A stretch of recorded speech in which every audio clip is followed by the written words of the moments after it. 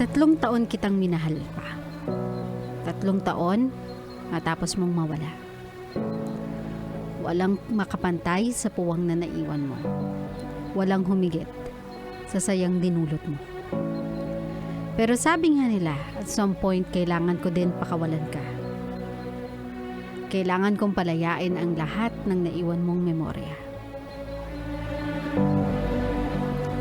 Di ko alam kung magmamahal pa ako uli. Akala ko kasi talaga tayo na hanggang sa huli. Pero hayaan mo, para sa'yo itutuloy ko ang mamuhay sa mundo. Dadalhin kita sa bawat galak, puot, pagsubok, magsisimula ulit ako. Alang-alang sa memorya mo. Ako si Ethan. And it's time for a new start.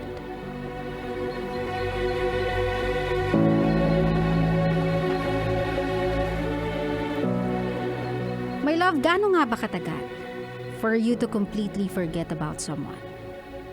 For you to get over a past relationship?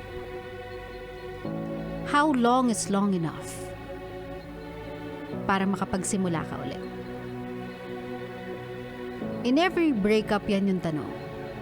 Sa kada paghihiwalay ng dalawang tao, yan yung tanong. Is it safe if I start dating after 3 weeks of breaking up with this guy? Or kailangan kong i-honor yung 3-month rule? But for someone who lost the love of their lives in a matter like this, yung hindi nila ginusto, yung wala na silang laban, yung kahit anong gawin nila, hindi na maibabalik sa kanila. This one is different. Lalong-lalo na when a love like that is that strong. Yung feeling na parang kahit sino pa yung dumating, it's too large of a shoes to fill. Kasi that person was perfect.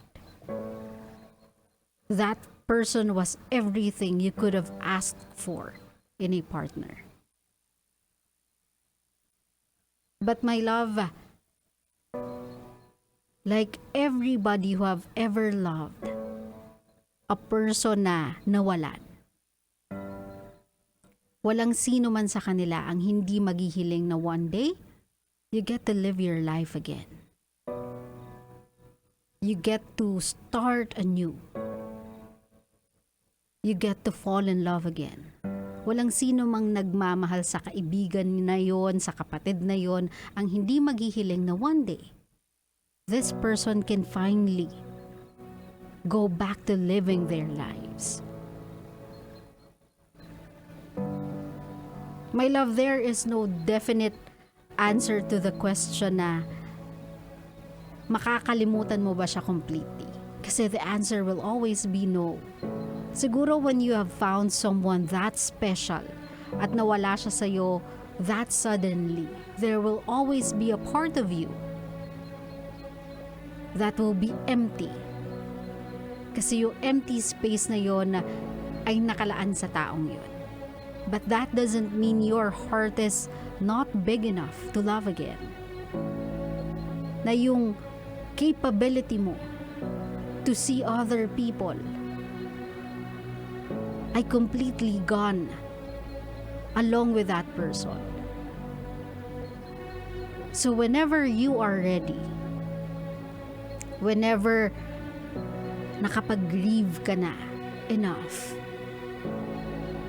na-live mo na yung memories ninyo together enough, naramdaman mo na enough na you may not be complete, a part of you may feel like it's missing, pero you are ready to open your heart once again. Do not be afraid to go back out there, and no one will ever judge you for doing so. Kasi sometimes yun yung takot ng mga tao, na kapag umalis sila, kapag nagsimula ulit sila ng bago, kapag nagmahal sila ulit, those people who have known that relationship, that previous romance, will judge them for replacing the other na nawala. They will judge them for being happy. Samantalang yung iba, nawalan. No one will ever judge you if one day you'll get back out there again. Kasi if those people really do respect and loved you and seen you, how you struggled nung nawala yung taong yun, they will understand that you deserve love again.